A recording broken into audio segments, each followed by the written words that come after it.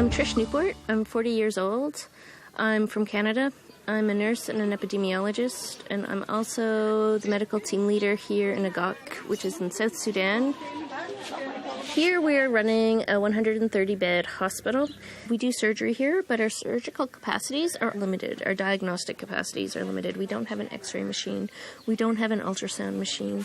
It's extreme conditions. We're working with the absolute basics, and we actually do amazingly well. For such a big hospital and for people that come in such severe conditions, our mortality rate is consistently below 5%. The medical team leader is also known as the firefighter of the project. My day can look like anything. As medical team leader, I first will check in with the staff about what they're doing for the day. And then I will usually spend some time doing ward rounds to have a better idea of what's going on in the hospital, because I can't be helping put out fires if I don't actually know what's going on. We're worried about infection. Yes. And so first I want him to really know the consequences of if he doesn't have an operation, and then to let him know that all patients have to remove all of their clothes and just wear the gowns. Everything that he takes off, including his rings, will be kept really safely for him. And then when he comes out, he'll get his money back, his rings, and all of his clothes. You have to be really calm, and you have to be really patient. You need to be flexible.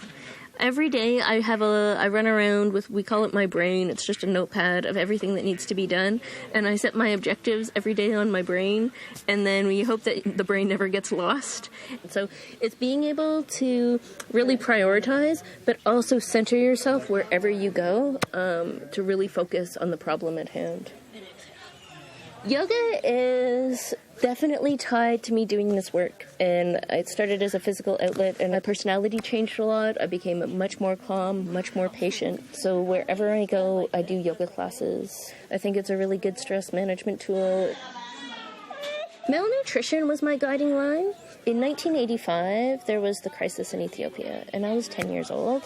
I remember seeing pictures of malnourished children, and it totally shattered my world. It was like I saw kids, and I couldn't understand why that wasn't me. And it gave me nightmares. And they continued. I had nightmares about those pictures all through my teenage years.